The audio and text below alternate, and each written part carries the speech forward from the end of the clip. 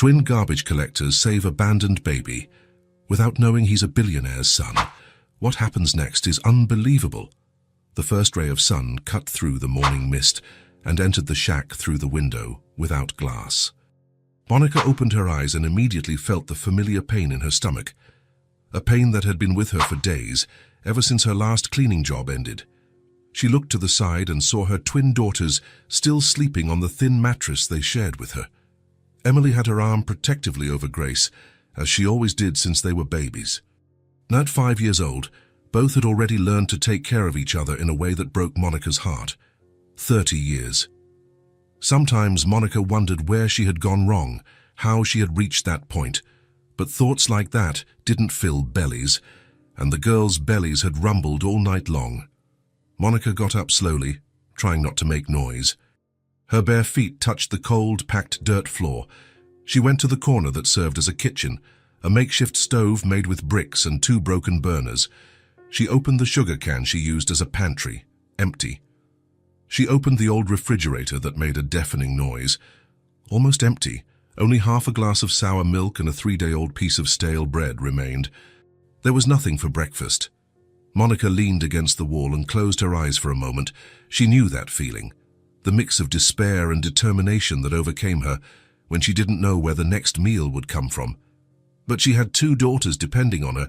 She couldn't allow herself to give up. "Mom," Emily's sleepy voice brought her back to reality. Monica turned and saw her daughter sitting up on the mattress, rubbing her eyes. Emily always woke up first. She was 2 minutes older than Grace and seemed to carry the weight of that responsibility since she was born. "Good morning, love," Monica said, trying to sound normal. "I'm hungry," Emily said, touching her own stomach. Monica felt her chest tighten. "I know, little one." Grace began to stir, slowly waking up. She opened her little eyes and looked around as if she needed to remember where she was. "Good morning, sleepyhead," Emily said, gently poking her sister. "I'm hungry too," Grace murmured, still drowsy. Monica took a deep breath. She looked at her daughters and made a decision. "Girls, you'll have to go out early today." "Alone?" Emily asked, already knowing what it was about. "Alone. I'm going to look for work today. There's a lady who might need a cleaner." The girls exchanged glances. It wasn't the first time. In recent months, this routine had become common. Emily and Grace would go out to collect garbage while Monica looked for work. "Are we going to the market?" Grace asked. "Yes, you are, and remember the rules." Monica went to the makeshift cabinet made of wooden crates and took out 4 plastic bags, 2 for each girl, 1 for recyclables, 1 for food. "Do you remember what to look for?" Monica asked. "Cans, plastic bottles, paper," Emily said. "And food that's still good," Grace added. "That's right, and the most important thing. Watch out for sharp things," both said in unison. "Broken glass, sharp metal, needles," Emily enumerated. "Don't stick your hand in without looking first," Grace added. Monica smiled. Her 5-year-old daughters knew safety rules that no child their age should need to know. "Sad if someone asks anything. We're helping Mom," Emily said. "And don't accept anything from strangers," Grace said. "Very good. Now put on your least dirty clothes and don't forget your flip-flops." The girls got up and started getting ready. Emily helped Grace put on a blouse that was a little too big. Grace helped Emily comb her hair with her fingers. Monica grabbed a half-filled water bottle and gave it to Emily. "Share this, and don't stay in the sun too long." "We know, Mom," Emily said, putting the bottle in one of the bags. "What time do we come back?" Grace asked. "When the sun is high, around noon." Monica knelt down to her daughters. "Height. Take care of each other, okay?" "Emily, you're the oldest." "Only by 2 minutes," Grace protested. "But you're older," Monica said. "And Grace, you obey your sister." "Okay." Monica kissed both their foreheads. "Go with God, and be very careful." The girls left the shack when the sun was still low in the sky. Monica stood at the door watching them walk away down the dirt road, 2 small figures carrying bags almost their size. Emily held Grace's hand. "Where are we going first?" "To the market on Main Street. It's Monday. They always put out garbage early on Mondays." They walked for 20 minutes through increasingly busy streets. Emily knew the schedules and habits Monica had taught them. She knew which markets had more recyclables, which threw away still usable food. "Look." Grace pointed to several large bags leaning against the back wall of a supermarket. "There's a lot here." Emily quickly looked around. The street was empty. "Let's see what's inside." They approached the bags. Emily opened the first one and peered inside, being careful not to stick her hand in without looking. "There are some plastic bottles here," Emily said, "and some cans." Grace opened another bag. "There's food here, fruits that are just bruised." Emily examined the fruits Grace had found. "This apple is good, just bruised on one side." She carefully cut off the bruised part and gave the rest to Grace, who took a big bite. "It's sweet," Grace said, smiling. Emily picked another apple for herself and continued rummaging. She found 2 bananas that were only dark on the outside, some carrots that were still firm. "How lucky," Emily murmured, imitating what she always heard her mother say. Grace was separating plastic bottles into a bag. "How many bottles do we need to trade for money?" "Many. But every bottle helps." Emily found some empty soda cans. "These are worth more than the bottles." "Why?" "Because they're metal. Mr. John pays better for metal." They continued rummaging through the bags for a few more minutes. Grace found bread that was stale but still edible. Emily found a package of cookies within their expiration date. "Mom will be happy," Grace said. Emily was rummaging through a third bag when she suddenly stopped. "Grace, what is it?" "I hear a strange noise." Grace stopped separating the bottles and paid attention. For a few seconds, she only heard the sound of cars passing on the street in front. Then she heard it too, a soft, faint cry, almost like a kitten's meow, but different. "It's a baby," Grace whispered. Emily dropped the bag she was searching. "A baby? Where's—" The crying was coming from somewhere nearby, but they couldn't pinpoint exactly where. "Let's look," Emily said. They followed the sound, walking slowly around the area where the garbage bags were. The crying seemed to come from behind a pile of empty cardboard boxes leaning against the side wall of the market. "It's from there," Grace said, pointing. Emily approached the boxes carefully. "You have to be careful, there might be sharp things." But the crying was louder now, more urgent. Grace was the first to see. "Emily, there's a baby here!" Emily ran to where Grace was pointing and felt her heart pound. Among the cardboard boxes, half hidden as if someone had tried to protect it, was a newborn baby. A real baby. Very small, probably only a few days old. It was wrapped in an old dirty blanket, crying softly as if it didn't have enough strength. Its skin was reddish, and it was visibly shivering from the cold. "My God," Emily whispered, kneeling beside the baby. "Is it really a baby?" Grace asked, her eyes wide. "Yes, it is. A little boy." Grace knelt on the other side. "So what is he here alone?" Emily quickly looked around. The street was still empty. Who had done that? Who was capable of abandoning a newborn in the trash? "Someone left him here," Emily said, feeling a rage she didn't know she had. "But why?" Grace had tears in her eyes. "I don't know. But we can't leave him here." The baby continued to cry, but weakly, as if giving up. Emily reached out her hands, hesitated for a second, remembering her mother's warnings about being careful, then picked him up with all the care in the world. The baby was too light, too small. The blanket smelled bad and was damp, but Emily didn't care. The moment she held that little creature in her arms, something inside her awakened, an instinct of protection she didn't know she had. The baby stopped crying as soon as he felt the warmth of Emily's body. He opened his little eyes, small, dark, scared, and stared at her as if he knew he was now safe. "Hi, little one," Emily whispered, imitating the way Monica talked to small children. He stopped crying, Grace observed, impressed. "He was cold," Emily said, "and scared too." Grace carefully touched the baby's tiny hand. "He's so tiny." Emily quickly examined the baby. He seemed healthy, just weakened. He needed food, warmth, care. "Is he hungry?" Grace asked. "I think so, and thirsty too." Emily looked at the baby, then at Grace, then at the empty street. Her 5-year-old mind worked quickly, trying to decide what to do. "We have to take him to Mom," Emily said. Will she let us? Grace asked. Emily remembered all the times Monica had helped other people. Sick neighbors, lost children, anyone who needed it. Her mother always said that helping those in need was the most important thing. She will. Mom has a good heart. So, are we going home? Emily looked at the baby again. He had closed his eyes and seemed to be trying to sleep in her arms. Yes, but first, let's gather the things we found. Mom will need to trade them for money. Quickly, the girls gathered the plastic bottles, cans, fruits, and bread they had set aside. Grace carried the 4 bags, while Emily carried the baby, shielding him from the morning wind with her own body. Does he have a name? Grace asked during the walk. I don't know. How will we know? Then can we give him a name? Emily thought. Let's ask Mom. Throughout the walk back, the baby remained quiet in Emily's arms. Sometimes he would open his eyes and look at her, as if trying to understand who that girl was who had saved him. Mom will be surprised, and Grace said. She will, but she'll take care of him. She always takes care of everyone. When they arrived home, Monica hadn't yet returned from looking for work. Emily carefully placed the baby on the bed and went to heat water in a small pot. Are we going to give him a bath? Grace asked. Yes. Mom always says a clean child is healthier.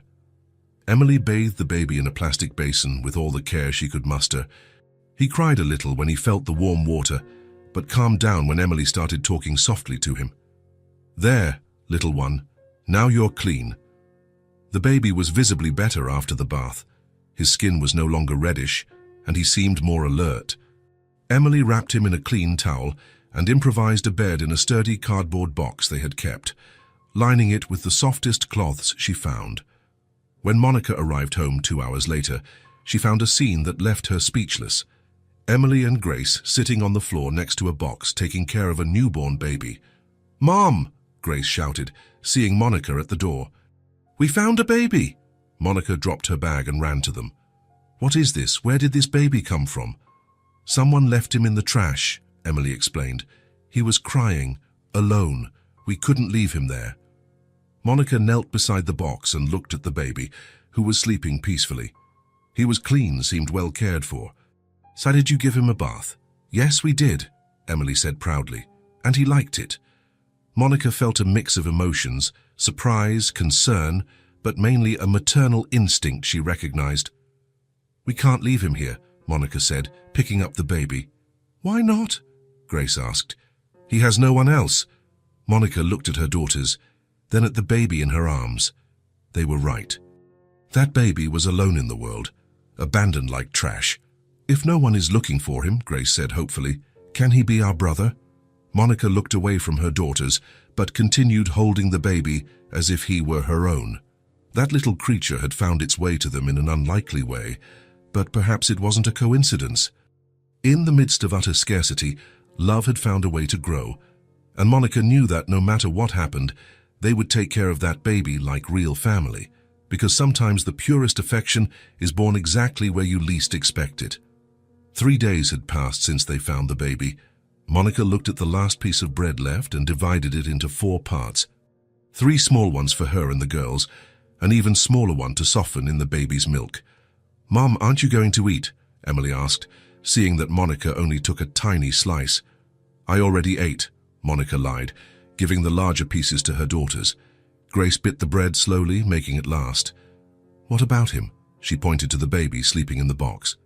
He'll eat after he wakes up. Monica mashed the small piece of bread in the warm milk and put it in a small bowl. It wasn't much, but it would be enough for 2 more bottles. The baby was eating little at a time, but frequently. Emily approached the makeshift box. The baby slept peacefully, breathing softly. In the past few days, his skin color had improved. He wasn't so pale anymore. He's bigger, Emily observed. He is, Monica agreed. He's recovering. Grace knelt beside the box. Can I hold him? You can, but be careful. Grace lifted the baby with all the care a 5-year-old could manage. He opened his little eyes and stared at her without crying. Hi, little one. Did you sleep well? The baby made a soft gurgle, as if trying to answer. Grace smiled. I think he likes it when we talk to him. Monica watched the scene. In 3 days, The girls had transformed into dedicated older sisters. They helped with everything, changing makeshift diapers, preparing bottles, rocking the baby when he cried. "Mom," Emily said, "he needs a real name." Monica sighed. Giving him a name would make everything more real, more definite. But the girls were right. "What names did you think of?" "Miguel," Grace said immediately, "because it's pretty." "Or Gabriel," Emily suggested, "like the angel." Monica looked at the baby in Grace's arms. He was awake, looking up with curiosity. It was incredible how he had changed in just 3 days. He no longer looked like that scared little creature they found in the trash. "Gabriel is a beautiful name," Monica said. "Protective angel." "So his name will be Gabriel?" Grace asked, excited. "For now," Monica replied.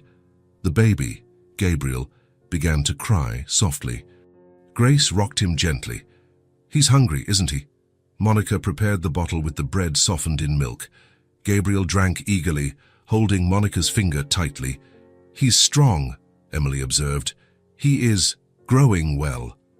After feeding, Gabriel stayed awake for a while, looking at the 3 women who were taking care of him. Monica saw something in the baby's eyes that wasn't there before. "Trust. Emily," Monica said, "get those clean cloths over there." Emily brought the cloths Monica had washed the night before. They were old, some torn, but they were clean and soft. "Let's make him some better blankets." The 3 sat on the floor. Monica taught the girls to fold the cloths in a way that would make them warmer and softer. "Like this," Monica showed, making a special fold. "It's like a little jacket," Emily tried to imitate. "Like this." "That's right. You're learning fast." Grace watched intently. "Can I try too?" "Of course." They spent the whole afternoon preparing improvised clothes and blankets for Gabriel. With each cloth folded and carefully arranged, the baby gained more comfort. "Ready," Monica said, placing one of the blankets over Gabriel. "Now he won't be cold anymore." The baby snuggled into the soft blanket and closed his eyes, sighing contentedly. "He liked it," Grace said, smiling. When night fell, Gabriel was restless. He cried softly, but nothing seemed to calm him. Bottle, clean diaper, cuddles, nothing worked. "What could be wrong with him?" Emily asked, worried. "Sometimes babies are like this," Monica explained. "They need a little more attention." Grace sat next to the box. "Can I sing to him?" "Yes, you can." Grace began to hum a song that Monica always sang to them when they were little. Her voice was sweet and low. "Sleep, sleep, my boy. Sleep, for night has come. Mommy is right here, and God in heaven has blessed you." Gabriel stopped crying immediately. He opened his eyes and looked at Grace, as if listening to the song. "Can I keep going?" Emily whispered. Grace continued singing, inventing verses. "Sleep, sleep, Gabriel. Now you have a family, 2 sisters and a mommy, who love you every day." The baby relaxed completely. His little eyes slowly closed until he fell into a deep sleep. "It worked," Emily said, impressed. "You sing very well," Monica praised. Grace blushed with pride. He really liked it. From that night on, it became a routine.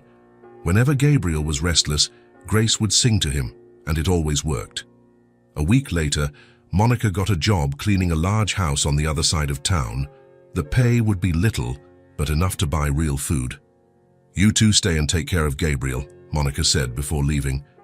"You know what to do." "Don't worry, Mum," Emily said. "We'll take good care of him." When Monica returned at the end of the day, she found a scene that made her stop at the door. Emily was sitting on the floor with Gabriel in her lap, showing him pictures from an old book they had found. Grace was beside her, making funny faces to make the baby laugh. Gabriel wasn't just well, he was happy. "How was your day?" Monica asked. "He hardly cried," Emily said. "And look." Emily made a face, and Gabriel smiled, a small but genuine smile. "He's smiling," Monica exclaimed. "It started this morning," Grace said. "First it was just a little bit, then it got easier." Monica approached and picked Gabriel up. The baby looked at her and smiled again, as if recognizing her. "Hi, Gabriel, you're so handsome." That night, Monica looked at her 2 daughters sleeping on the floor next to Gabriel's box. The baby was also sleeping, peaceful and safe. They didn't have much. The house was small. Food was scarce. Clothes were old. But they had something many rich people didn't: true love. Monica remembered when the girls were babies like that. She also had nothing back then, but she gave them everything she could: affection, attention, protection, and look how they grew up, kind, caring, full of love to give. Now Gabriel would have that too. He wouldn't grow up in a mansion. He wouldn't have expensive toys or designer clothes, but he would grow up knowing he was loved unconditionally. Monica gently touched the baby's face. He sighed in his sleep, content. Sometimes those who have the least offer the most, Monica murmured to herself. It was true. She and the girls had no money, no luxury, no financial security, but they had immense hearts, and they were offering everything they had to that abandoned baby. Gabriel stirred in his sleep and smiled, as if having a good dream. Monica smiled too. He was being reborn there in that small and simple shack, far from the eyes of the world, invisible to those who had much but offered little. In the silence of that poor house, love grew stronger than any wealth. Gabriel was home, and home, Monica knew well, wasn't a place. It was where you were truly loved. Gabriel had been with them for 2 weeks. That morning, Monica managed to sell some good condition fruits they found and earned enough money to buy real powdered milk. "Let's all go together," Monica said, picking up Gabriel. "I need help carrying things." Emily and Grace were excited. They rarely went out all together for a walk. Gabriel also seemed to enjoy leaving the house. He stayed awake, looking at everything with curiosity. They walked to the city center, where the bigger stores were. Powdered milk cost less at a large supermarket, and Monica wanted to save every penny. "Look how many people," Grace said, impressed by the busy main streets. "Stay close to me," Monica requested, "so I don't want to lose you in the crowd." They bought the powdered milk, some fruits, and a packet of cookies for the girls. Gabriel slept throughout the shopping trip, lulled by the movement. On the way back, they decided to pass by the shopping street, where the girls liked to look at the window displays. They couldn't buy anything, but it was fun to dream. "Mom, can I look at the toys?" Emily asked, stopping in front of a colorful store. "You can, but quickly. Gabriel will wake up and want to feed." The girls pressed their noses against the toy store window. Monica stood beside them, watching Gabriel sleep in her arms. "What a beautiful doll," Grace sighed, pointing to a doll with curly hair. "One day we'll have new toys," Emily said, always optimistic. "Yes, you will," Monica agreed, although she didn't know when that would be possible. They continued walking and stopped in front of an electronics store. In the display window, several televisions showed different programs. One of them was showing news. "Look at the televisions," Grace said. "They're huge." Emily was fascinated by the bright colors of the screens. "Could we just stand here and watch for a bit?" "You can," Monica said, "but just for a little bit." The girls leaned against the window, watching the programs without sound.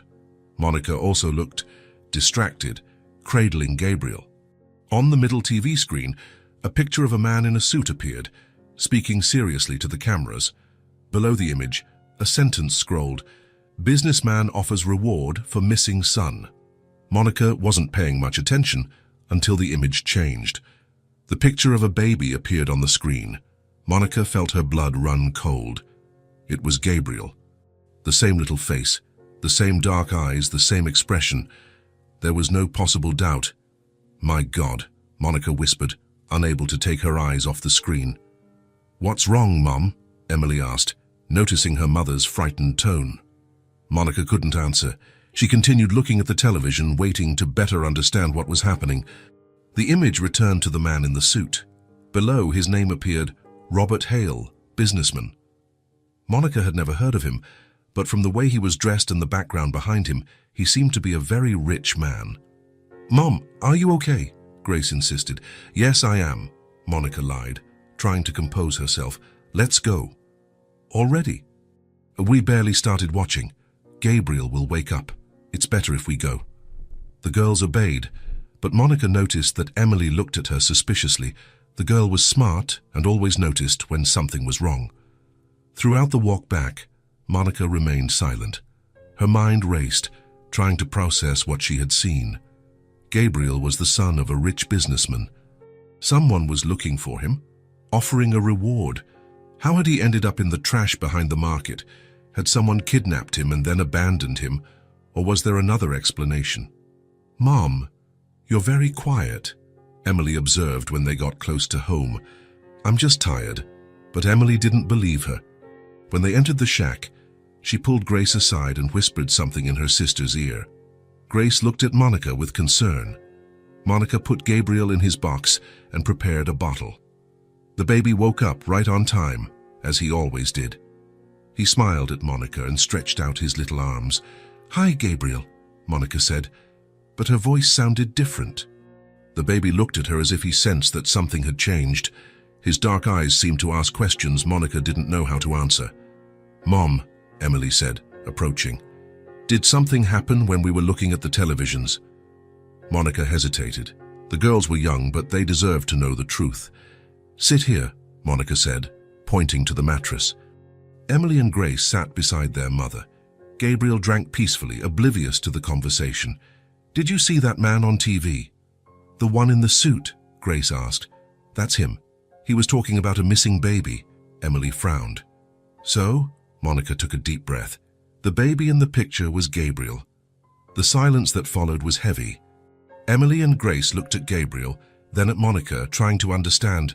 "Does that mean," Emily began, "that someone is looking for him?" Monica finished. "The man on TV?" Grace asked. "It seems so.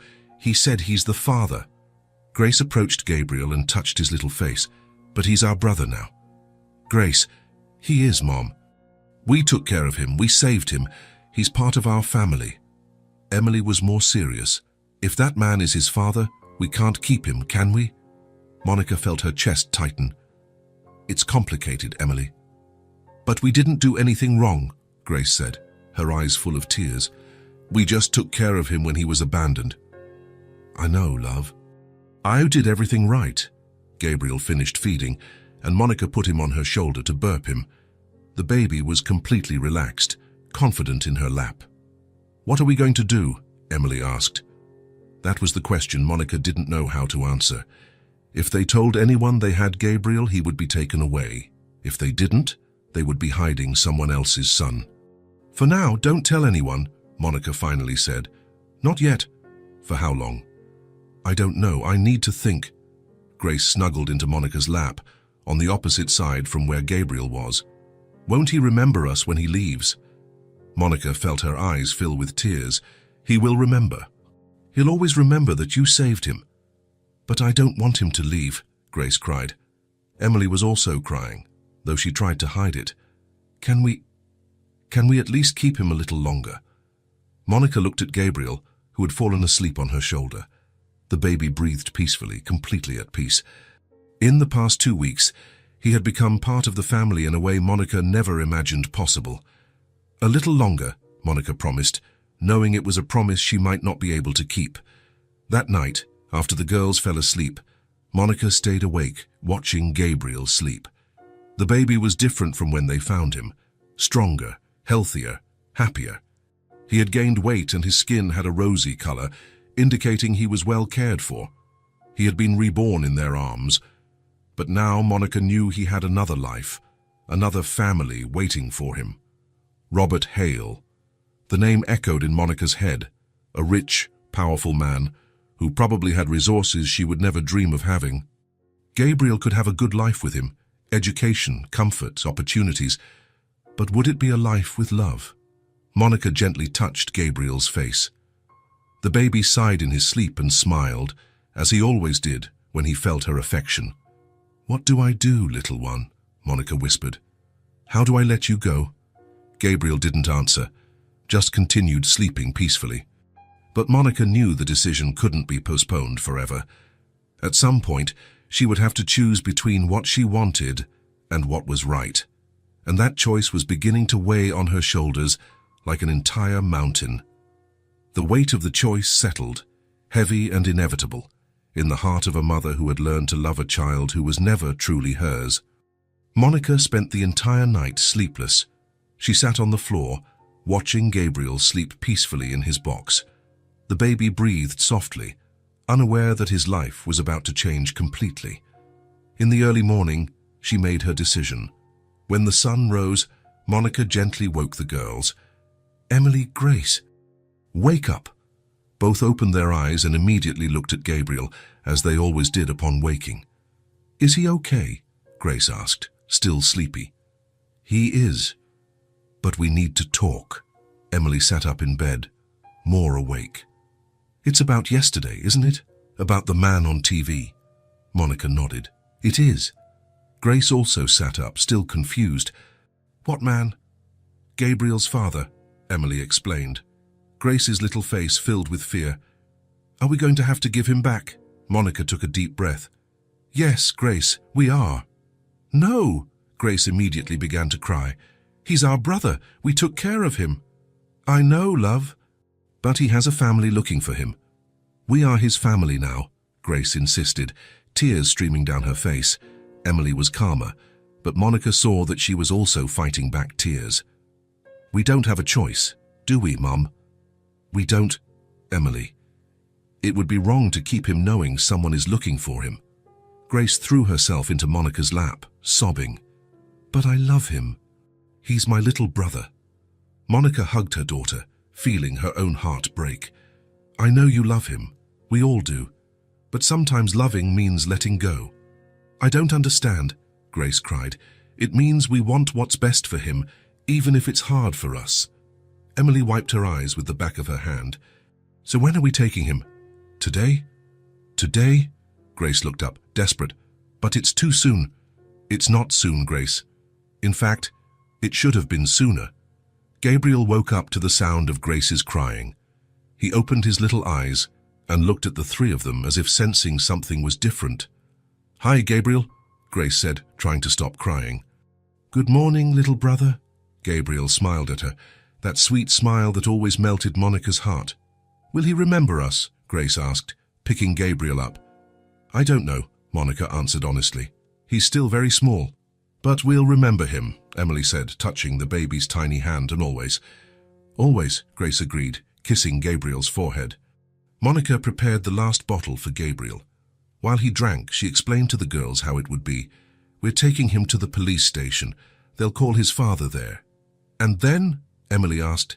"Then he goes home, and we'll never see him again." Monica didn't know how to answer. "Maybe not, Grace." Grace started crying again. Emily also couldn't hold back her tears. "Can I give him a bath one last time?" Grace asked. "Yes, you can." The girls bathed Gabriel with all the care in the world. They washed every little finger, every crease. Gabriel seemed to enjoy the extra attention. He laughed and played in the warm water. "You're a very special baby," Emily said, rinsing his hair. "Don't forget us, okay?" Gabriel splashed his little hands in the water, splashing the girls. They laughed, even with their eyes red from crying so much. Monica separated the cleanest clothes they had. For Gabriel, she chose the best condition little shirt and the newest diaper. For them, the clothes they only wore on special occasions. "So why do we have to get dressed up?" Grace asked. "Because we're going to meet important people," Monica explained. "And because I want them to see that you are polite and well cared for, girls." Emily understood. "So they don't think bad of us." Exactly. They dressed Gabriel with affection. He was beautiful, clean, with rosy and healthy skin. Anyone who looked at him would see that he had been very well cared for. "Ready," Monica said, picking up Gabriel. "Let's go." "Wait," Grace said. "Can I give him a goodbye kiss?" "You can." Grace kissed Gabriel's forehead. "I love you, little brother. You were the best gift we ever received." Emily also kissed the baby. "Be happy, Gabriel. And grow strong." Monica felt her eyes fill with tears, but she controlled herself. She needed to be strong for the girls. They left the house in silence. The walk to the police station seemed both eternal and too fast. Gabriel slept for almost the entire journey, waking only when they arrived at the building's door. "It's here," Monica said, looking at the large, intimidating building. "I'm scared," Grace whispered. "You don't need to be scared. We didn't do anything wrong." They entered the police station. The reception was large, with several people waiting. Monica approached the counter. "Excuse me," she said to the officer behind the counter. "Yes, We found a baby. I think he's the baby being shown on television. The officer looked at Gabriel in Monica's arms, then at the girls. One moment, he called another officer, who approached. He was an older man with a gentle face. I'm Officer Ramirez, he said. You found a baby? Yes, sir, 2 weeks ago. Officer Ramirez looked at Gabriel carefully. Okay, can you come with me, please? He led them to a smaller, more private room. He offered them chairs to sit down. Can you tell me how you found him? Monica told the whole story, how the girls went out to look for food, how they heard the crying, how they found Gabriel abandoned in the trash. And since then you've been taking care of him? Officer Ramirez asked. Yes, sir. We bathed him, fed him, gave him affection. He was very weak when we found him. Officer Ramirez observed Gabriel, who was awake and alert in Monica's arms. He seems very well cared for. We did the best we could, Emily said. I see that. You did an excellent job. Grace cried softly. We didn't want to give him back, but we know it's the right thing to do. Officer Ramirez looked at the three of them with respect. You are very brave, and you did the right thing. Does his father know yet? Monica asked. I'm calling him right now. He'll come pick up his son. Monica nodded, though she felt her heart tighten. You can wait here, it won't take long. Officer Ramirez left the room. Monica and the girls were left alone with Gabriel. This is it for real, Emily said, her voice trembling. Grace couldn't stop crying. I don't want him to leave. Monica passed Gabriel to Emily's lap. Stay with him a little longer. Emily hugged Gabriel as if it were the last time. The baby looked at her with curiosity, as if he sensed that something important was happening. You're very special, you know, Emily said to Gabriel. We love you very much. Grace approached and touched Gabriel's foot. When you grow up, remember us, okay? Remember your first sisters. Gabriel made a soft gurgle, as if trying to answer. They stayed like that for an hour, taking turns holding Gabriel, enjoying their last moments together. Then Officer Ramirez returned. He's here, he said simply. Monica's stomach clenched. Already? He's outside. Can I bring him in? Monica looked at the girls. Emily was hugging Gabriel. Grace was crying silently. You can, Monica said. Officer Ramirez left and returned a few minutes later with a tall, well-dressed man, Robert Hale. Monica recognized him from television, but in person he seemed even more imposing. Robert entered the room expecting to find criminals, kidnappers, dangerous people. Instead, he saw a young woman and 2 small children, all clean and neat, heads held high. He stopped at the door, clearly confused. Was it you? He asked, looking from Monica to the girls. Emily stood up, still holding Gabriel. He was alone, sir. In the trash. We took care of him. Robert looked at his son in the girl's arms. Gabriel was visibly well cared for, healthy, clean. He didn't look like a child who had been mistreated. You took care of him? Yes, sir, Grace said, wiping her eyes. We bathed him, fed him, sang to him to sleep. He's a very good boy. Robert slowly approached. Gabriel looked at him without fear, curious. He's different, Robert murmured. More strong. He was very weak when we found him, Emily explained. But he improved a lot. Monica stood up. Yeah, we just took care of him, sir, because it was the right thing to do. Robert looked at Monica. There was something in her posture, in the way she spoke, that impressed him, dignity, even in poverty. Do you know who I am? Robert asked. We saw it on TV, Monica replied. You're his father. Robert held out his arms. Emily hesitated for a moment, then handed Gabriel to him. The baby remained quiet in his father's arms, but his eyes searched for Emily and Grace. How much do you want? Robert asked suddenly. What do you mean? Monica frowned. The reward. How much? Monica looked at her daughters, then back at Robert. We don't want anything, sir. Nothing? No, sir. We just did what was right. Robert was silent for a few seconds, clearly surprised. But you took care of my son. You saved his life. Anyone would do the same, Monica said. No, Robert said softly. Not everyone would. He looked at Gabriel, who was now crying softly, as if missing the girl's lapse. "He got attached to you." "And we got attached to him," Grace said, a new tear rolling down her cheek. "But we know he's your son." Robert looked at those three people who had taken care of his son without expecting anything in return. This deeply disturbed him. How was it possible? They were clearly poor. They lived in conditions he couldn't even imagine. And yet they wanted nothing. "I don't understand," Robert said with a harsher tone. "You're in need and you want nothing in return." Monica looked him directly in the eyes. "No, sir. We don't." Robert felt almost indignant. It made no sense to him. In his experience, everyone always wanted something. "But this is impossible." "Everyone wants something. We just want him to be happy," Grace said simply. Robert shook his head as if he couldn't process it. "You took care of my son for 2 weeks. You spent money you didn't have, and you want nothing." "We just did what was right," Monica repeated. "What was right?" Robert almost yelled.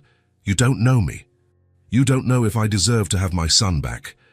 Officer Ramirez shifted uncomfortably in his chair. The girls were startled by Robert's tone. Monica, however, remained calm. "You are his father. That's enough." Robert stared at her, completely disconcerted. In his head, all of this was impossible. Gabriel cried louder now. Emily cautiously approached. "Can I calm him down? He likes it when we sing." Robert hesitated, still annoyed, but eventually nodded. Emily began to hum softly the same song Grace always sang. Gabriel immediately calmed down, looking at her with complete trust. Robert observed the scene and felt something strange in his chest, a mixture of confusion, anger, and something he couldn't identify. "You," he began, but his voice failed. Monica stood up. "We're going, sir. Gabriel is safe now. That's all that matters." "Wait," Robert said, still trying to understand. "I've never seen people like you." "We're ordinary people," Monica said. "We just did what anyone would do." "No," Robert exploded. "Not anyone would. Most people would want something." Monica looked at him with an expression Robert couldn't decipher. It wasn't fear, it wasn't anger. It was something like pity. "Perhaps you know the wrong kind of people," Monica said softly. And for the first time in his life, Robert Hale, a man who thought he knew the whole world, was completely speechless. Robert arrived at the mansion in silence. The driver tried to talk during the ride, but he didn't respond. He was absorbed, holding Gabriel in his lap, reliving every moment at the police station. The house was immense and empty as always. 30 rooms, 10 bathrooms, a pool no one used. Gabriel seemed frightened by the size of the rooms and began to cry. Sure, it's okay," Robert murmured, but his voice sounded strange even to himself. Gabriel wouldn't calm down. He cried as if he missed something, or someone. Robert tried to rock the baby, as he had seen Emily do, but Gabriel kept crying. He tried to talk to him as Monica did, but nothing worked. "What do you want?" Robert asked, starting to get desperate. It was then that he remembered the song. Emily had sung to Gabriel at the police station, and he calmed down immediately. Robert tried to hum something, but he didn't know any lullabies. He had never needed to know. Gabriel cried for almost an hour until he finally fell asleep from exhaustion in his father's arms. Robert placed him in the expensive crib he had ordered weeks ago. Gabriel seemed lost there, so small in that enormous crib, in the gigantic room, in the soulless house. For the first time, Robert realized how cold everything there was. He went down to the living room and poured himself a whiskey. He sat in the leather armchair that cost more than most people earned in a year and stared into space. Monica's words echoed in his head. "Perhaps you know the wrong kind of people." Robert took a sip and tried to remember the last time someone had done something for him without expecting anything in return. He couldn't. His entire life was made of exchanges. He gave money, he received services. He gave expensive gifts, he received false gratitude. He made donations, he received public recognition. But those 3 women, a mother and 2 children, had taken care of his son for 2 weeks without asking for absolutely anything. "It doesn't make sense," Robert murmured to himself. But it did. Robert knew it did. He just had never seen it before. He had never wanted to see it. He took another sip and looked around the room. Expensive paintings on the walls, furniture that cost fortunes, art objects that only served to impress visitors. And yet, Gabriel had cried when he arrived there, as if he knew that place was not a home.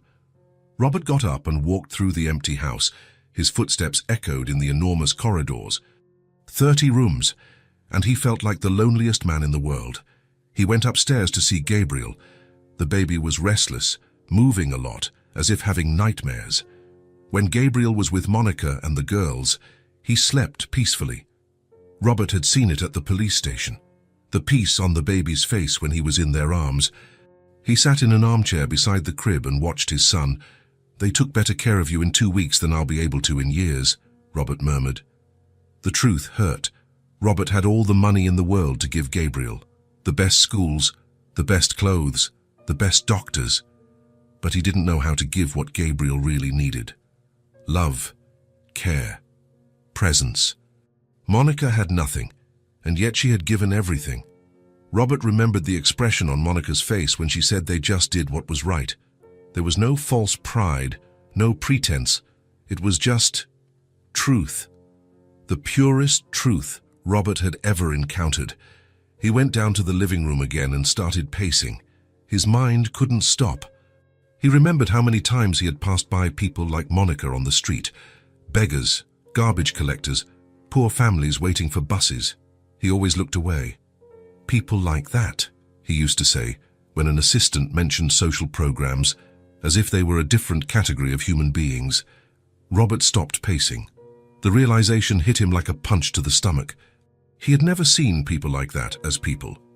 For Robert, there were people like him, his partners, his social class, and there were the others. The others weren't really relevant. They were scenery, problems for the government to solve, statistics. But Monica wasn't a statistic. Emily and Grace weren't problems. They were the most human people Robert had ever met. "My God," Robert whispered, sitting heavily in the armchair. The shame he felt was physical. It hurt in his chest, burned in his throat. "They saved my son, and I never saw people like that as people." Robert covered his face with his hands. 45 years of life, and he had never felt so small. Gabriel began to cry upstairs. Robert ran up, but when he reached the room, he realized he didn't know what to do. He picked Gabriel up, but the baby continued crying. He checked his diaper, offered a bottle, tried to rock him, but nothing worked. "What do you want?" Robert asked, exhausted. Gabriel looked at him with those dark eyes, the same eyes that had looked at Emily and Grace with so much love and trust. And Robert understood. Gabriel missed them. That few-month-old baby had spent 2 weeks being loved in a way Robert never knew how to love. And now he was lost, just like Robert. "I don't know how to do this," Robert admitted to his son. "I don't know how to be a father," but they knew how to be family. Robert spent the entire night sleepless. Sometimes he walked through the empty house, sometimes he sat by Gabriel's crib, trying to process everything that had happened. With each passing hour, the shame grew. He remembered meetings where he talked about human resource optimization, firing hundreds of people as if they were numbers on a spreadsheet. He remembered parties where he spent in one night what Monica probably didn't see in years. He remembered how he complained when he had to pass by poor neighborhoods. "Depressing place," he used to say. But Monica and the girls lived in those places, and they had more joy, more kindness, more humanity than anyone who frequented Robert's social circles. In the morning, Gabriel woke up crying again. Robert tried everything, but the baby was inconsolable. It was then that he remembered the song Grace sang. He tried to hum something similar, but his voice came out harsh, without affection. Gabriel cried harder, as if he sensed that it wasn't the same thing. Robert sat on the floor of the room, still holding Gabriel, and for the first time in decades, he cried too. He cried for his own ignorance. He cried for having spent his whole life without seeing what really mattered. He cried for Gabriel, who deserved so much more than a father who didn't know how to love. "I'm so sorry," he said to Gabriel, although he knew the baby didn't understand. "I'm so sorry it took me so long to understand." Gabriel slowly calmed down, perhaps sensing the sincerity in his father's voice. Robert stayed there on the floor for a long time, holding his son, thinking of Monica and the girls. They had changed his life in a matter of minutes, not with pretty words or elaborate speeches, but simply by being themselves, real people. Around noon, Robert made a decision. He picked up the phone and called his personal assistant. "Johnson? I need you to investigate some people for me." "Of course, Mr. Hale. Any problem?" "No. On the contrary, I need to know everything about them." Robert gave the names Monica, Emily, and Grace. He said they were at the police station yesterday and that they probably lived near the market where Gabriel was found. "I want to know where they live, how they live, what they need, everything." "May I ask why, sir?" Robert looked at Gabriel, who was finally sleeping peacefully in his arms, "Because they taught me something I never learned on my own." "What was that, sir?" "How to be human." Johnson was silent for a few seconds, clearly confused. "I'll get the information for you, Mr. Hale." "Thank you, and Johnson." "Yes, sir." "Be discreet. I don't want to scare them." Robert hung up and looked back at Gabriel. A change was beginning within him. Slow, painful, but definitive. For the first time in his life, Robert Hale wanted to be a better person. And all because of 3 women who asked for nothing, but gave everything. Johnson called back 3 hours later. "Mr. Hale, I have the information you requested." Robert picked up a pen and paper. "Tell me everything." "Monica Silver, 30 years old, works as a cleaning lady when she can find a job. Has twin daughters, Emily and Grace, 5 years old. They live in a shack in Villa San Jose, West Periphery." Robert wrote down every word. "The situation is complicated, sir.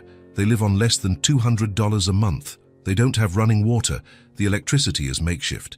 The children are not enrolled in school because they couldn't get a spot." Robert stopped writing. $200 a month. He spent more than that on a lunch. "Continue." "Monica lost her steady job 3 months ago. Since then, she survives by doing sporadic cleaning jobs. Neighbors say she's very hard-working, that the girls are well-behaved. They never asked anyone for help." "Of course they didn't ask," Robert murmured. "Sir, nothing. Anything else?" "Just that." "Well, it's impressive how they manage to live on so little and still seem dignified, you know. The neighbors speak very highly of them." Robert ended the call and stared at his notes. $200 a month. No running water. No school for the girls. And yet they had shared that misery with Gabriel without thinking twice. Robert looked around his office. A desk that cost $50,000. A painting that cost more than Monica would earn in 5 years. And he complained when his coffee was cold. Gabriel woke up and started crying again. This time, Robert didn't try to calm him with music or rocking. He simply held his son to his chest and said, "I promise I'll learn. I promise I'll be better. For you and for them." Gabriel stopped crying and looked at his father as if he understood. Robert knew he had a lot to learn. About being a father, about being human, about what truly mattered in life. But for the first time, he was willing to learn. The change had begun. 2 days after receiving the report about Monica and the girls, Robert made a decision that he himself couldn't fully explain. He exchanged his expensive suit for simpler clothes. He left his driver at home, dismissed the security guards, and drove himself to the city's West Periphery. He had never been to that part of town. The streets grew narrower, the houses simpler, until he reached a place that could barely be called a street. It was a cluster of shacks, one clinging to the next, without urban planning. Children played in the dirt road, women hung laundry on makeshift lines. Robert stopped the car and got out. Some people looked with curiosity at the well-dressed man who had appeared there. "So excuse me," he said to an old woman carrying a basin of clothes. "Do you know where Monica Silver lives?" The woman looked at him suspiciously. "Why do you want to know?" "She helped me with something. I want to thank her." The woman pointed to a shack at the end of the street. "It's there. But be careful, she doesn't like strange men visiting." Robert thanked her and walked to the shack. It was even smaller than he imagined after reading the report. Much smaller. The entire house couldn't have been more than 15 square meters. The walls were old wood. The roof had some broken tiles. A curtain served as a door. Robert took a deep breath and knocked on the wood that served as a door frame. "Who is it?" a child's voice shouted from inside. "Emily. Grace? It's me. Robert." Gabriel's father. He heard whispers and footsteps. The curtain slowly moved aside, and Emily appeared, looking at him with surprise and a little fear. "What are you doing here, sir? Can I come in? I need to talk to you." Emily hesitated, looked back, then opened the curtain wider. "Mom's not here. She went out to look for work." Robert entered the shack and felt as if he had been punched in the stomach. The entire space was smaller than his suite's bathroom. There was no furniture except a mattress on the floor and a small table made of wooden crates. The floor was packed dirt. The walls had holes covered with cardboard pieces. In the corner, a 2-burner stove precariously balanced on bricks. Beside it, an old refrigerator that made a deafening noise. On the makeshift clothes line, 3 clothes drying, all patched, all visibly worn for years. Grace was sitting on the mattress, holding a rag doll that looked like it had been hand-stitched with scraps. "Where's your mother?" Robert asked, still trying to process what he was seeing. "She left early to look for work," Emily replied. "Said she wouldn't be back until afternoon." Robert looked around again. Here Gabriel had been cared for. In that space that barely fit 3 people, they had made room for 1 more. "Did you live here when you took care of Gabriel?" "Yes, sir," Grace said timidly. "Where did he sleep?" Emily pointed to a specific corner.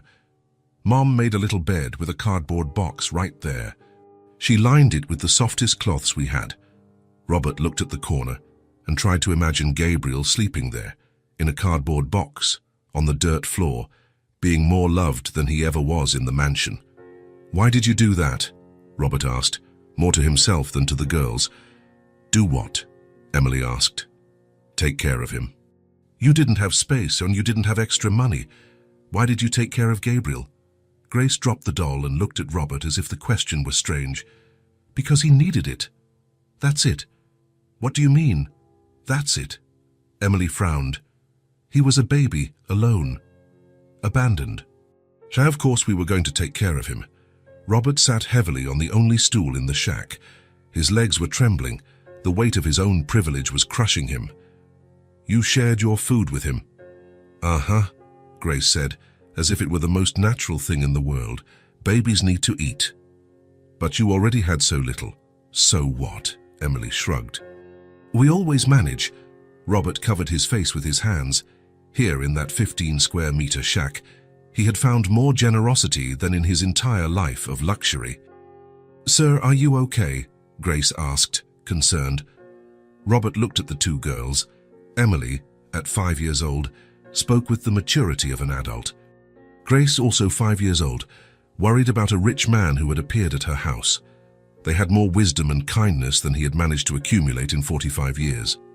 He heard footsteps outside. The curtain moved aside, and Monica entered, stopping immediately when she saw Robert sitting on the stool. "Mr. Hale," her voice came out startled. "What? How did you get here?" Monica quickly closed the curtain and stood near the entrance, clearly uncomfortable. "I came because you didn't ask for anything," Robert said, slowly getting up. "And because of that, you deserve everything." Monica looked at him suspiciously. "I don't understand." Robert looked around the shack again. The clothesline with 3 patched clothes. The packed dirt floor. The makeshift stove that looked like it would collapse at any moment. And he realized that there was more dignity there than in his entire mansion. "I came here to see how you live," Robert said. "And now I understand even more what you did for Gabriel." Monica crossed her arms, still suspicious. "We just took care of him." "We didn't do anything extraordinary." "You did everything," Robert said. "You gave love, time, space, food, things you didn't have to spare. Anyone would do the same." "No, Monica, not everyone would." Robert walked to the small window and looked outside. Other similar houses, other families struggling to survive. "How many people pass by here every day?" Robert asked. "Many. Why?" "How many stop to help when they see someone in need?" Monica didn't answer immediately. Emily and Grace also remained quiet. "Few," Monica finally admitted. "You are different. And that made me realize how wrong I've been my whole life." Robert turned to Monica. "Ois, I came here to make you an offer." "What kind of offer?" Monica grew even more tense. Robert took a deep breath. I went home after the police station and couldn't stop thinking about you, about how you took care of Gabriel, about how you asked for nothing. And I realized that you deserve much more than you have." Monica shook her head. "We don't want charity, Mr. Hale." "It's not charity," Robert said firmly. "It's justice." Robert took some papers from his pocket. Monica looked suspiciously. "You returned my most precious possession," Robert said, "and you asked for nothing in return. This isn't charity, Monica, it's justice." "What are these papers?" "Deed to a house. Simple but safe. 3 bedrooms, bathroom, kitchen, in a neighborhood with a good public school." Monica's eyes widened. "Mr. Hale, Let me finish," Robert asked. "There's more." He took out other documents. Enrollment for the girls in a private school near the new house, all paid for. Health insurance for the 3 of you. And a bank account with enough money for you to live with dignity. Monica turned pale. "I can't accept this." "Why not?" Because it's too much. We didn't do anything to deserve all this." "Didn't do anything." Robert looked at Emily and Grace, then back at Monica. "You saved my son. You showed me what it means to be truly human." Monica shook her head, tears in her eyes. "But this is a lot of money. A lot. For me, it's a fraction of what I spend on useless things every month," Robert said honestly. "For you, it's a chance at a better life." Grace approached Monica. "Mum, is he serious?" Monica looked at her daughter, then at Emily, then at Robert. "Mr. Hale, I've always managed on my own. I've always taken care of the girls without asking for anyone's help." "I know. And that's exactly why you deserve this." Monica covered her face with her hands and began to cry. They weren't tears of sadness, but of relief, of hope, of deep gratitude. Emily hugged her mother. "Don't cry, Mom." "I'm not crying from sadness," Monica said, trying to control herself. "I'm crying because I never thought something like this could happen to us." Robert approached and held out the papers to Monica. "Do you accept?" Monica looked at the documents, then at her daughters. Emily and Grace watched her with hope in their eyes. "For them," Monica finally said, taking the papers. "For them, I accept." Robert smiled for the first time in days. "They deserve to have a future, Monica, and you deserve to have peace." Monica hugged her daughters, all crying together. Robert watched the scene and felt something he had never felt before, the satisfaction of doing the right thing, of recognizing the value of those who were never seen, of giving to those who gave everything without expecting anything. "When can we see the house?" Emily asked, still hugging her mother. "Right now, if you want," Robert replied. Grace jumped for joy. "Really? Really?" Monica wiped her eyes and looked at Robert with an expression he would never forget. Pure gratitude, without falseness, without self-interest, without pretense. "Thank you," Monica said simply, and Robert knew that word was worth more than any praise, any award, any recognition he had ever received, because it came from the heart of someone who knew the true value of things, from someone who finally had visibility, from someone who deserved everything. A week later, Robert returned to the shack with the keys to the new house. Monica, Emily, and Grace were waiting for him at the door, dressed in their best clothes. "Ready to see your new home?" Robert asked, smiling. "Very ready," Grace shouted, jumping with excitement. Emily was more composed, but her eyes shone with anticipation. Monica still seemed to not believe it was real. Robert's car arrived a few minutes later. It was a simple model, not the limousine he normally used. He didn't want to draw unnecessary attention. During the ride, Grace pressed her nose against the window, pointing at everything she saw. "Look, Mom, look what a big street, and look how many trees." Emily was also impressed, but tried to seem more mature. "It's far from here, isn't it?" "About 20 minutes, Robert replied, "but there's a direct bus. And a school nearby." Monica remained quiet for almost the entire trip, just observing the streets becoming more organized, the houses larger, the neighborhoods better maintained. "Mr. Hale," she finally said, "I still can't believe this is happening." "You can believe it. You deserve this and much more." When they arrived at the street of the new house, Grace was the first to get out of the car. It was a quiet street, with small but well-maintained houses, clean sidewalks, and trees lining them. "Is this it?" Emily asked, looking around. "It's here," Robert confirmed, stopping in front of a simple two-story house, painted light blue with a white gate. Monica put her hand over her mouth, emotional. "It's beautiful." Robert opened the gate and they entered the small front garden. It had well-tended grass and some planted flowers. "Can we go in?" Grace asked. Robert handed the key to Monica. "The house is yours, you open it." Monica took the key with a trembling hand. She opened the front door and they all entered together. The living room was small but cozy. It had a sofa, a coffee table, a television, and a bookshelf with some books. Everything was simple but new and clean. "My God," Monica whispered. Emily and Grace ran to explore the house. "Mom, come see, there are 2 bedrooms upstairs," Emily shouted from the stairs. "And a bathroom just for us," Grace added. Monica went upstairs slowly, still in shock. Robert followed her, observing her reaction. The main bedroom was small but had a double bed, a wardrobe house and a simple dressing table. The girls' room had 2 single beds, 2 nightstands and another wardrobe. "Each of us will have our own bed?" Grace asked, amazed. "Yes, you will," Robert said, "and you can decorate them however you want." Emily opened the empty wardrobe and imagined her clothes inside. Grace tested the softness of the bed, laughing with joy. They went down to see the kitchen. It was small but functional, with a new refrigerator, a 4-burner stove, a sink with running water and some cabinets. Monica turned on the faucet and watched the water run. "Running water," she murmured, as if it were a miracle. "And hot too," Robert said. "There's a water heater." Monica started crying again. Emily and Grace ran to hug her. "Why are you crying, Mom?" Grace asked. "Isn't the house good?" "It's perfect," Monica said through tears. "It's more than I've dreamed of my whole life." The girls explored every corner of the house. They discovered that it had a small backyard, with a laundry sink and space to hang clothes. "Can I plant flowers?" Grace asked. "You can do whatever you want," Robert said. "The house is yours." They stayed in the new house until late afternoon. Monica couldn't stop looking at every detail, touching the walls as if to make sure it wasn't a dream. "When can we move in?" Emily asked. "Whenever you want. Tomorrow, if you prefer." Monica looked at Robert with immense gratitude in her eyes. "Emma, how can we thank you for something like this? You don't need to thank me, I need to thank you." Back at the shack to pick up some things, the girls were euphoric, talking about the new house, making plans. "I'm going to put my doll on the bedside table," Grace said. "And I'm going to organize our books on the living room shelf," Emily planned. But in the midst of their excitement, Grace suddenly fell silent.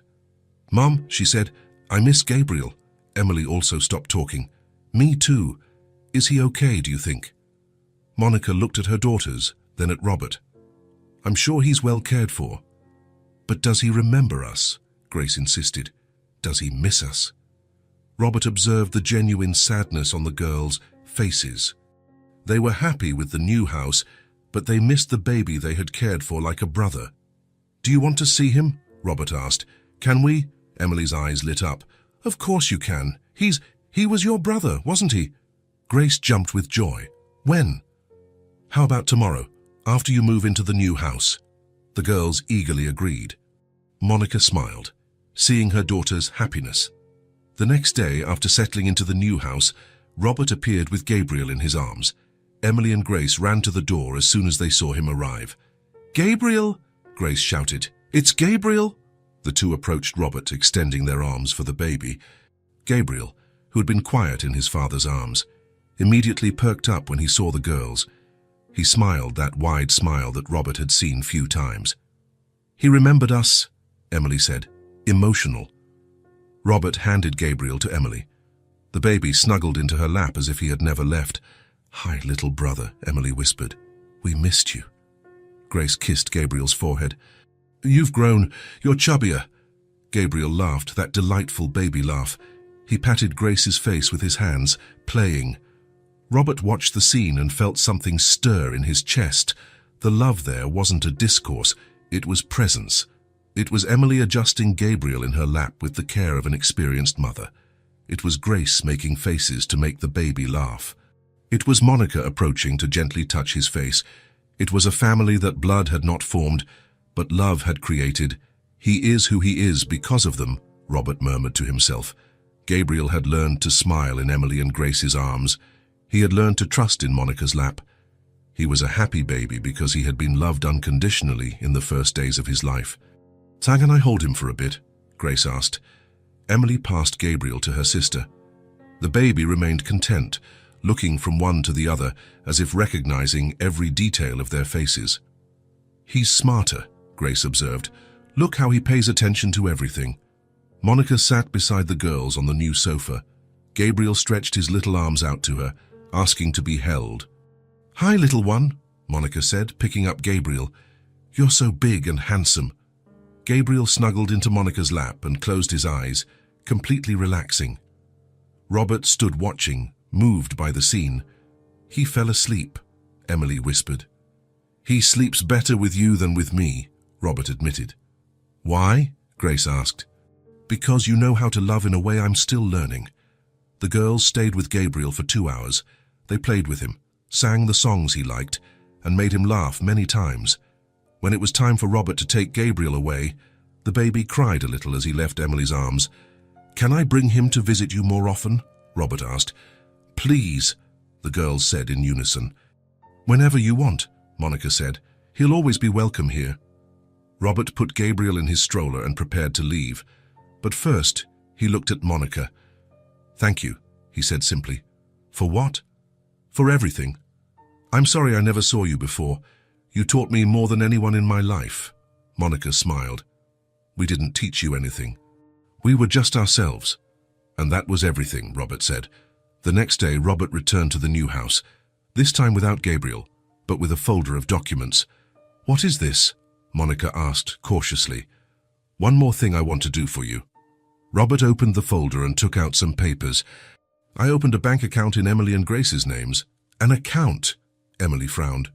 "It's an educational and security fund," Robert explained. "Money that will be saved for when you grow up, for college, to start your lives, for whatever you need." Monica's eyes widened. "Mr. Hale, this is my—" "Necessary," Robert interrupted. "I want them to have a future. Because they deserve it, and because they saved me too." "How so?" Emily asked. Robert knelt down to the girl's height. "You taught me how to be a better person. You showed me what truly matters in life. You saved me from continuing to be someone I didn't like." Grace touched Robert's face. "You are a good person. Now I am. Because of you." Robert handed the papers to Monica.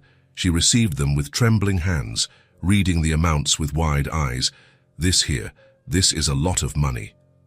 "It's their future," Robert said. "I want them to study, to have opportunities, to be whatever they want to be." Monica started crying again, but this time they were different tears. They weren't tears of gratitude. They weren't tears of relief. They were tears of hope. For the first time in her life, Monica felt the weight of hope, the weight of knowing that her daughters would have chances she never had, that they could dream big, study, choose their paths. "Thank you," Monica said, hugging Robert. "So I thank you for seeing their worth." "Thank you for teaching me to see," Robert replied. Emily and Grace joined the hug, and there, in the simple living room of the new house, 4 people whom destiny had brought together sealed a friendship that would last forever. A friendship based on what truly matters: love, gratitude, and the certainty that everyone deserves to be seen and valued, especially those who never asked for anything, but gave everything.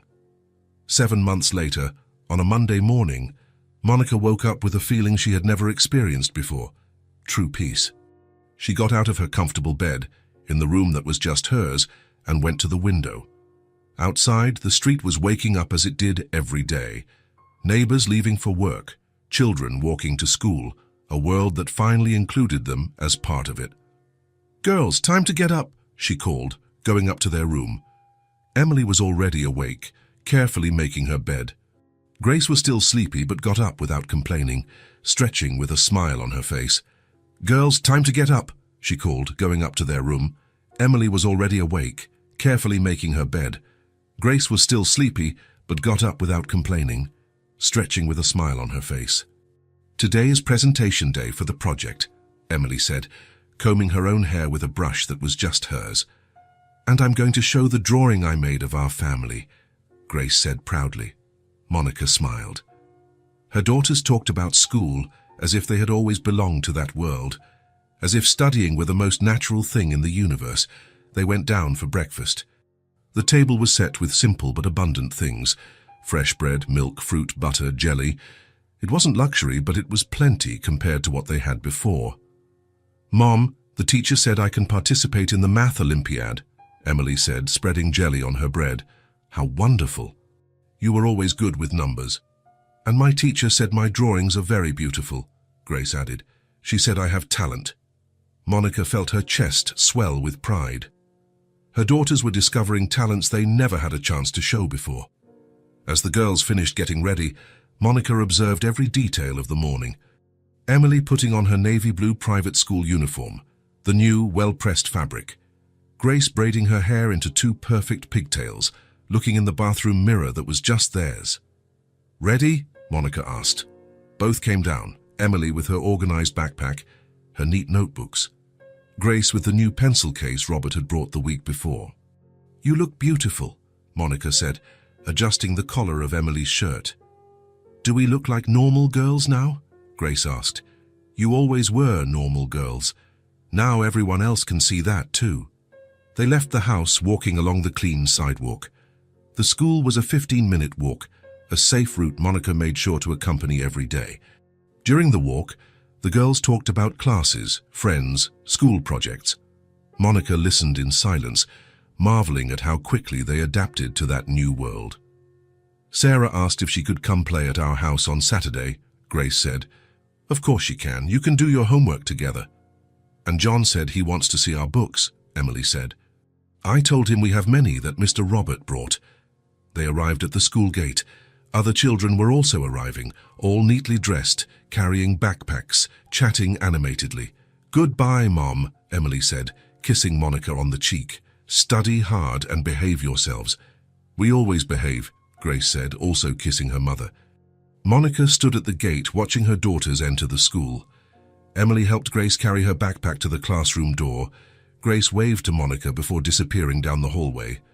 For the first time, as girls with a future. The phrase echoed in Monica's mind like a beautiful song. That's exactly what she saw when she looked at her daughters now. Girls who had real prospects, achievable dreams, open paths ahead. "Good morning, Monica." She turned and saw Robert approaching on the sidewalk. He was casually dressed, carrying Gabriel in his arms. The baby, now 18 months old, was visibly bigger and more alert. "Good morning, Robert. You arrived at the perfect time." Gabriel, seeing Monica, immediately stretched out his little arms towards her. She picked him up, and he smiled that radiant smile he always made when he saw the people he loved. "Hi, my prince. You're so big." Gabriel laughed and tried to grab Monica's earring, babbling something that sounded almost like real words. "How does he talk yet?" Monica asked.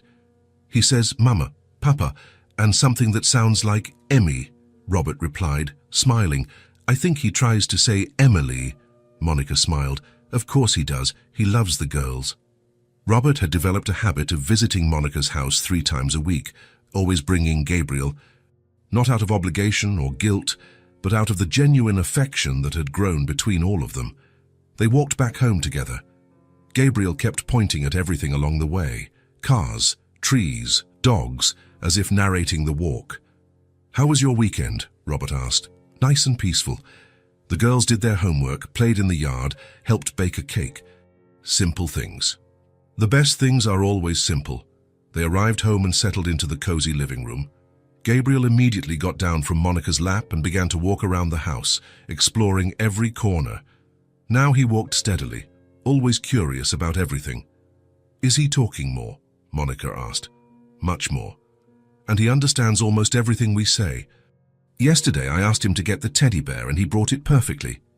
Gabriel approached Monica and raised his arms, asking to be held. She picked him up and he snuggled in, as if he were home. "He's always calmer here," Robert observed, "because here he knows he's loved unconditionally." Robert watched Gabriel in Monica's lap, You know, I was thinking. About what? About how different his life would have been if you hadn't found him that day. Monica looked at Gabriel, who had fallen asleep in her arms. He would have been cared for differently. God always finds a way, but not the way you cared for him, with so much love. In the afternoon, when Emily and Grace returned from school, they found Robert and Gabriel waiting in the living room. The girls ran to hug their little brother. "Gabriel!" Grace shouted. "You came to wait for us!" Gabriel woke up right away and laughed with joy when he saw the girls. He stretched out his arms for Emily, who picked him up. "Hi, little brother. How was your day?" Gabriel babbled excitedly, as if telling everything he had done. "He's grown again," Emily observed. "Every week he's bigger." "And smarter," Grace added, making faces to make Gabriel laugh. The girls played with Gabriel until dinner time. Robert watched, always impressed by their infinite patience and natural affection. Gabriel would knock over toys. They would pick them up smiling. Gabriel would pull their hair. They would laugh and keep playing. Gabriel would get fussy. They would invent songs to calm him down.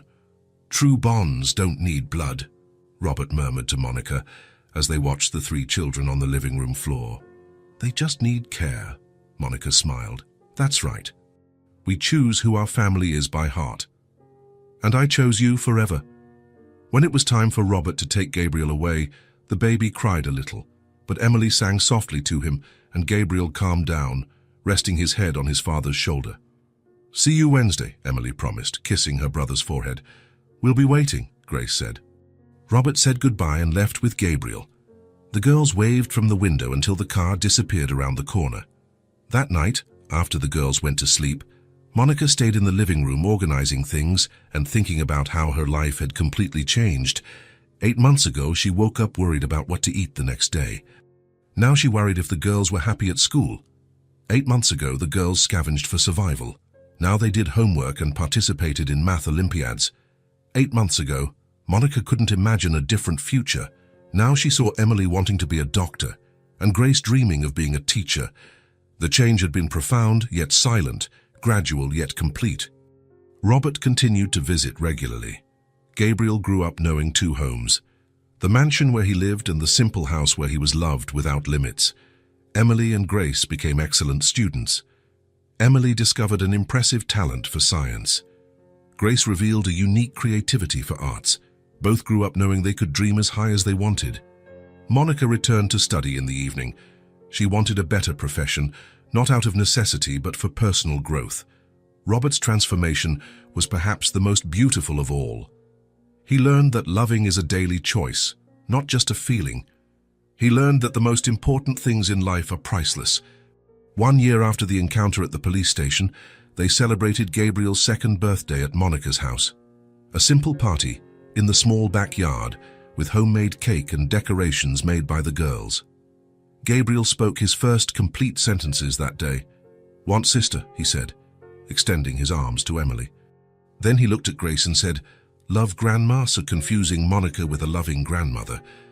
Everyone laughed and cried at the same time. Robert recorded every moment, knowing that those memories were more precious than any treasure. Years passed. Gabriel grew up dividing his time between 2 families who loved him.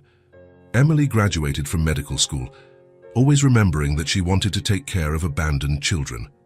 Grace became a teacher, dedicating her life to teaching underprivileged children. Monica finished her social work degree and began working with vulnerable families. Robert completely changed his way of doing business, creating social projects and always treating employees with dignity. But the most beautiful thing about this whole story was not the individual achievements, it was the continuity. Every Sunday, they gathered at Monica's house for lunch together. Gabriel, now a teenager, considered those meetings the most important time of the week. Emily and Grace, now adults, continued to be the most affectionate sisters he could have.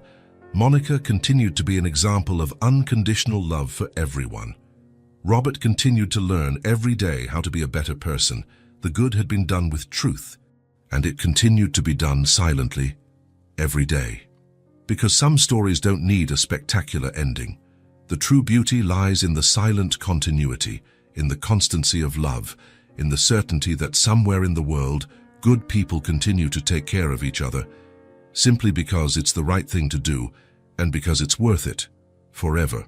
If this story touched your heart, subscribe to the channel and turn on notifications so you don't miss the next ones. Leave a like because it helps this story get recommended to more people. See you in the next story.